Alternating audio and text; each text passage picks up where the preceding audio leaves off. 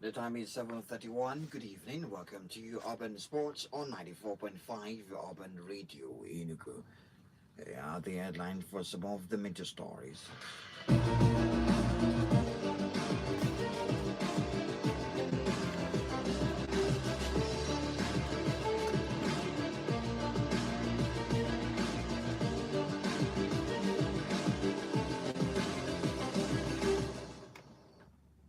UEFA rejects Benfica appeal over Prestiani ban. Manchester United post profit but debt rises to £1.3 billion. MPFL lifts ban on Lekon Salami Stadium. More of this in the news. I am Banky O.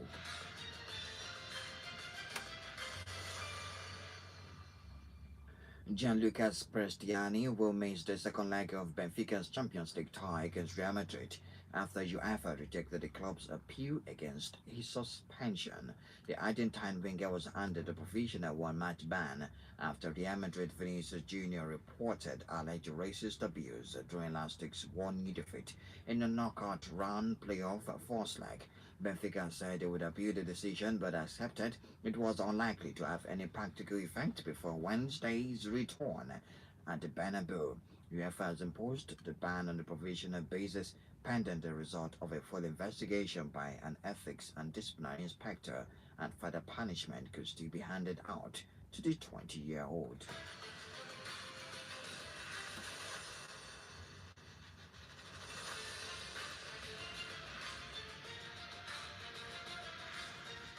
And the Champions League tonight, Atalanta, yes, they've scored 2 goals against Borussia Dortmund, and they've caught the deficit and maintain a draw against Borussia Dortmund. First goal was scored by Gianluca Scamacca in the 50th minute, and David Zabakoska just scored in the 45th minute. It's 2-2 now, neutralized the 2 goals disadvantage that they suffered when they went to Germany. It's 2-2 between Borussia Dortmund and Atalanta on aggregate as they start for the second half of the game. And later tonight, Juventus will take on Galatasaray by 9 p.m. Paris Saint-Germain with the advantage over AS Monaco, who play by 9 p.m. also, and Real Madrid against Benfica is by 9 p.m. with 1 goal advantage from the fourth leg in Portugal.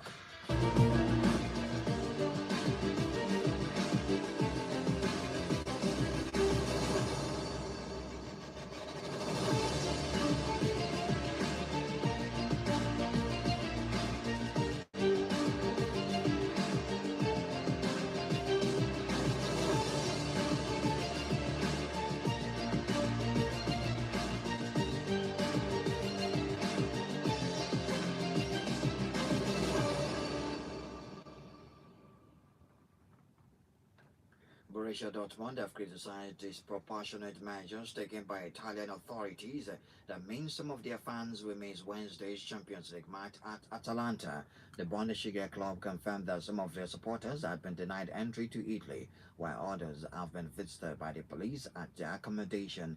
In a statement, Dortmund said the club was not informed in advance about the disproportionate measure. The club is more than surprised by the scope and scale of the police measures taken. Measures of this kind and intensity have never before been taken in connection with Borussia Dortmund's international away matches.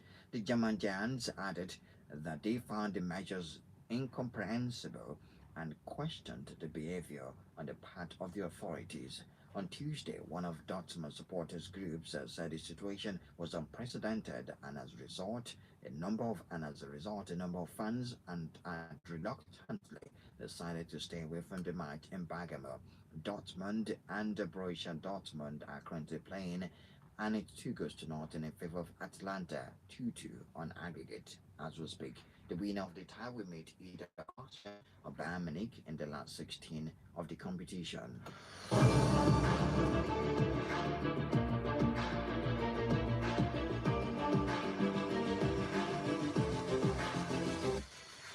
Former Manchester United defender Rio Ferdinand has defended Jose Mourinho after the Benfica manager was widely criticized for his stance on the alleged racial abuse towards Real Madrid Vinicius Jr.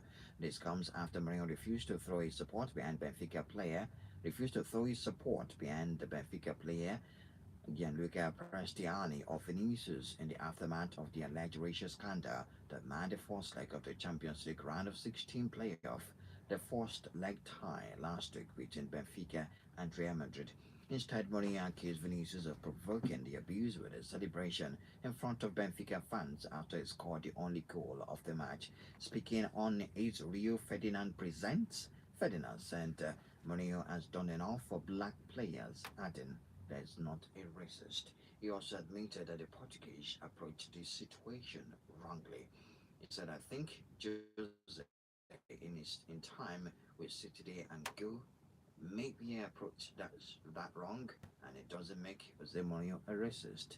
By the way, he said, I think Jose Mourinho has done enough for black footballers from all over the world who look at him like a father figure, and that is to suggest that the guy hasn't got a racist bone in his body.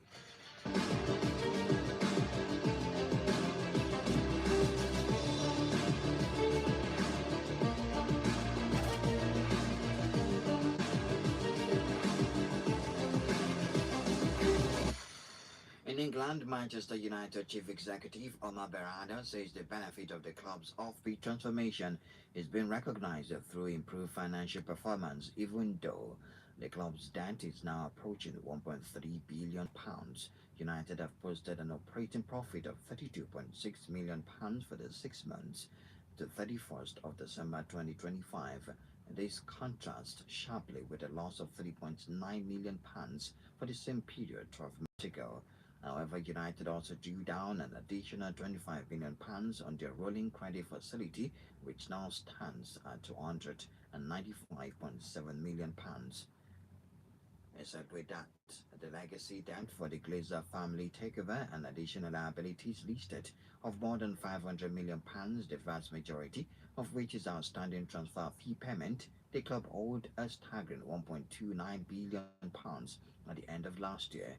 United also paid out £13.9 million in net finance costs, although this was much lower than the £37.6 million from the previous year. In August 2025, respected football finance blogger Swiss Rambo placed Everton and Tottenham above Manchester United in his debt league. However, both clubs have borrowed to pay for new stadiums.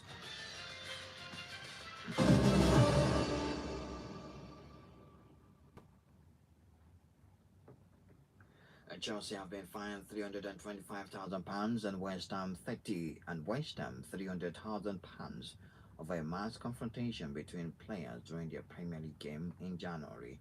The incident at Stamford Bridge started when Chelsea forward João Pedro reacted to West Ham winger Adama Traore's shove on Blues defender Marco Correa in added time. Both set of players came together in ugly scenes, and following a lengthy video assistant referee VAR check, Hammers defender Jean-Claude Todibo was shown a straight red card by referee Anthony Taylor for grabbing João Pedro by the neck. It was alleged that Chelsea FC failed to ensure its players didn't behave in an improper and or provocative way around the 95th minute, said the Football Association statement. It was also alleged that West Ham United FC failed to ensure its players didn't behave in an improper and or provocative and or violent way. At this time, both clubs subsequently admitted the charges against them. In imposing the fines, an independent regulatory commission took the fact that both clubs had committed previous breaches of FA Rule 20.1 into account. The rule states that there should be no behavior as improper, offensive, violent, threatening, abusive, indecent, insulting, or provocative.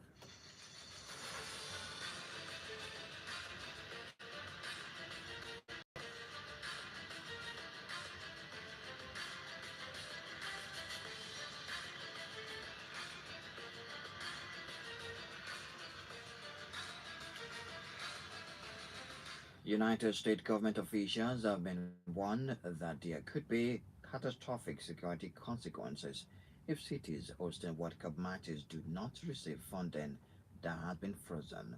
Almost $900 million designated for the 11 host cities in the United States has not been received amid a partial federal government shutdown. Officials at a House Homeland Security Committee hearing said the freezing of funds and a lack of coordination between local entities and the federal government are two of the main reasons why security preparations are behind schedule.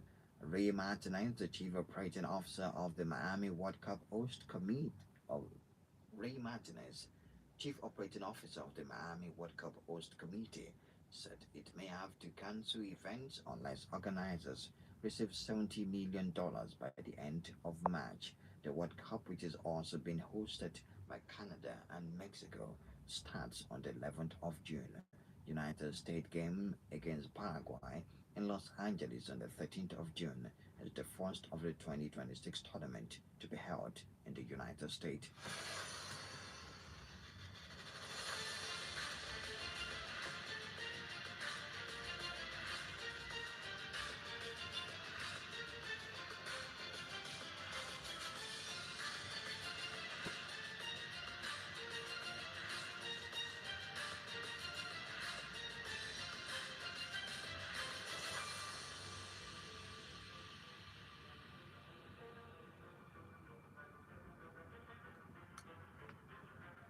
The Nigerian Premier Football League (NPFL) has lifted the ban on Lekon Salami Stadium, Adamashingba, Ibadan. Lekon Salami Stadium, Adamashingba, Ibadan is the home ground of Shooting Stars Sports Club. Banned the ground due to the poor state of its playing surface. Shooting Stars play their home matches at the Moshood Abiola Sports Arena, Abeokuta. Ban lasted. The Oluyole Warriors will host Canopilas at home in match day 28 encounter on Sunday. Shooting Stars were thrashed 4 goals to 1 by Plateau United in their last fixture.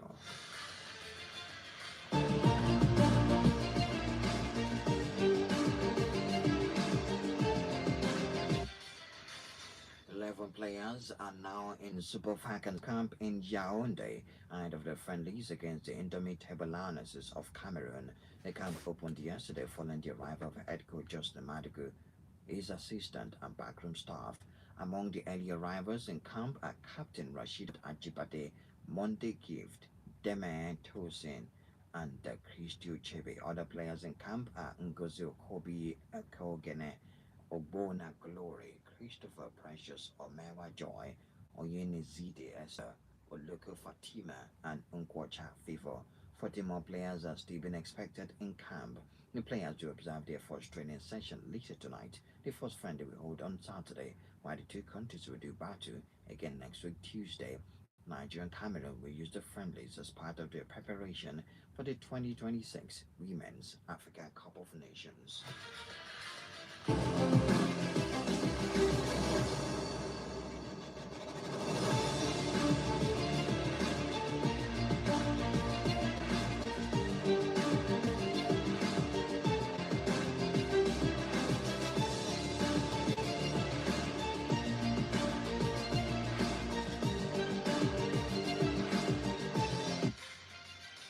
Manchester United former first team coach Benny McCarthy says the African Cup of Nations schedule is a major reason why Manchester United did not try to sign the Super Eagles striker Victor Osimhen.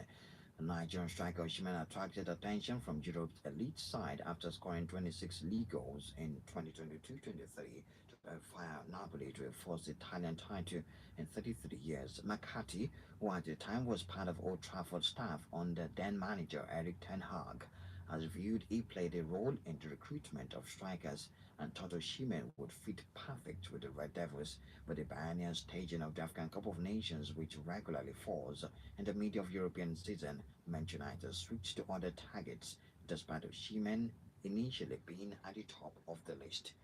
He said if you spend £100 million on a player, you don't want to lose him for the African Cup of Nations.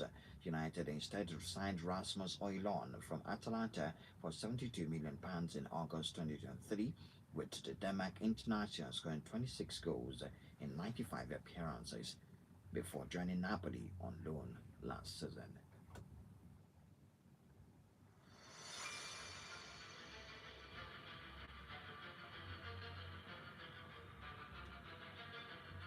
And finally, tonight, to drive off the kite of the fatal crash in which British heavyweight boxer Anthony Joshua was injured as appeared in court in Nigeria. Joshua's personal trainer Latif Ayodele and strength coach Sina Gami died on the 29th of December after their vehicle collided with a stationary lorry near Lagos, Nigeria. The former world heavyweight champion, who is 36, was treated in hospital for his injuries. Adeniji Mobolaji Kawade was driving Joshua when their car crashed, has been charged with causing death by dangerous driving, reckless and negligent driving, driving without due care, and driving without a valid driver's license. The 46-year-old appeared at the Shagamu Magistrate Court in Ogun State, near Lagos today, when the case was adjourned until 13th of March. Prosecutors told the court they needed further time to prepare evidence. That's all we have in the news. Talking point next.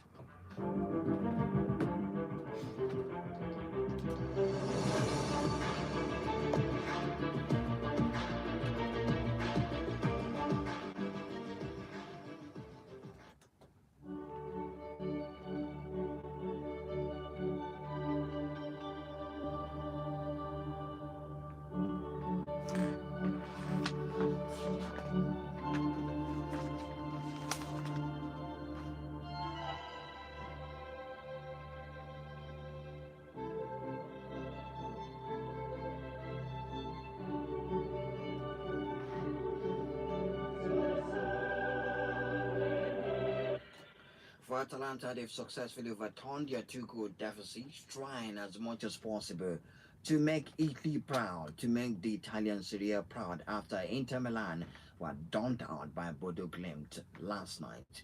2 goals to 1, 5 goals to 2 on aggregate, and Atalanta, yes, will stand the second half on a clean slate against Borussia Dortmund. The game is 2 goals to 0 in favor of Atalanta. Zapacosta and Scamacca put on the score sheet for Atalanta. Borussia Dortmund. Let's look at the stats from the game as we speak. Dortmund with just one shot on target, one shot off target, one block shot, and 48% ball possession. They were overwhelmed by Atalanta in the first half. Atalanta were 4 shots on target. They converted two shots off target, two block shot, and 52% ball possession. 5 corner kicks, none for Borussia Dortmund, and 2 offside. Something about Borussia Dortmund. They need to turn it around. They need to tweak it, so that they can come back and see if they can find a way to get a win. It's currently at par, perfectly poised between Atalanta and Borussia Dortmund. So the next 45 minutes is going to be a 45 minutes of their lifetime,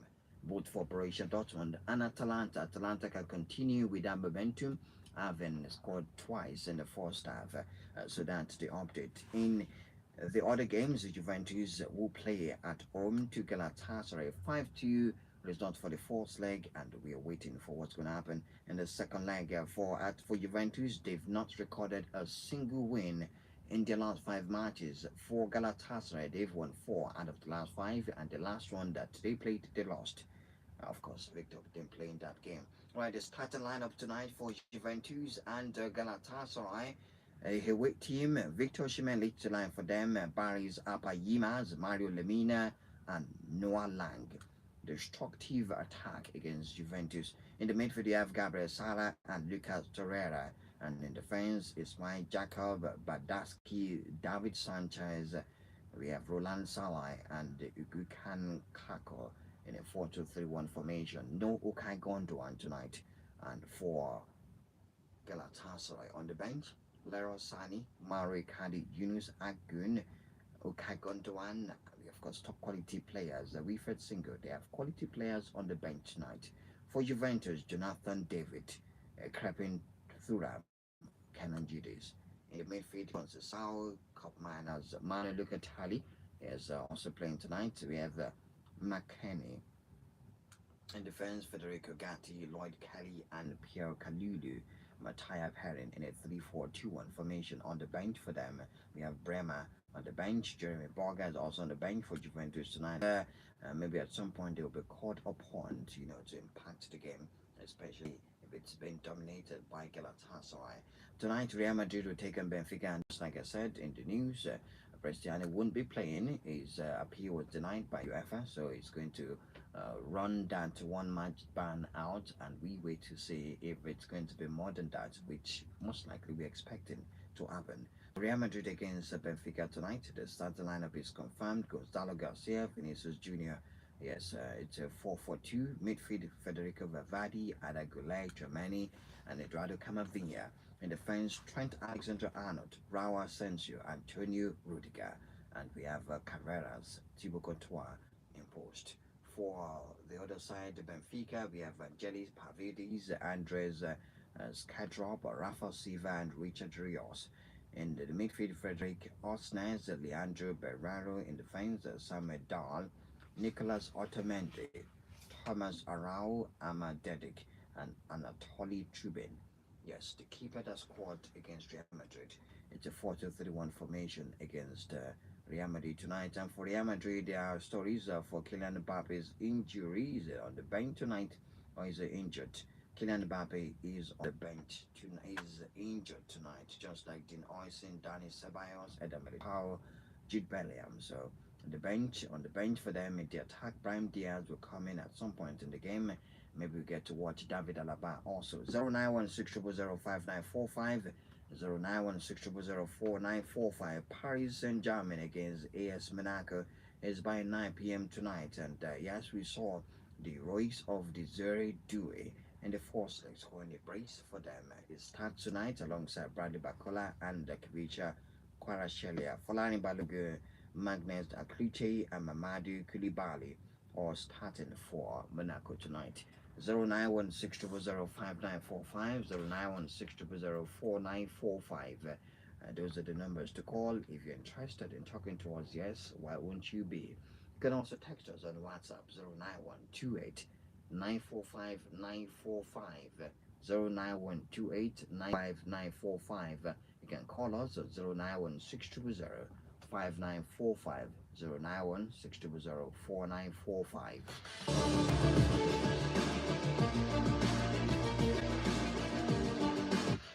All right, Benny McCarthy said Manchester United were interested in Victor Osimhen at some point.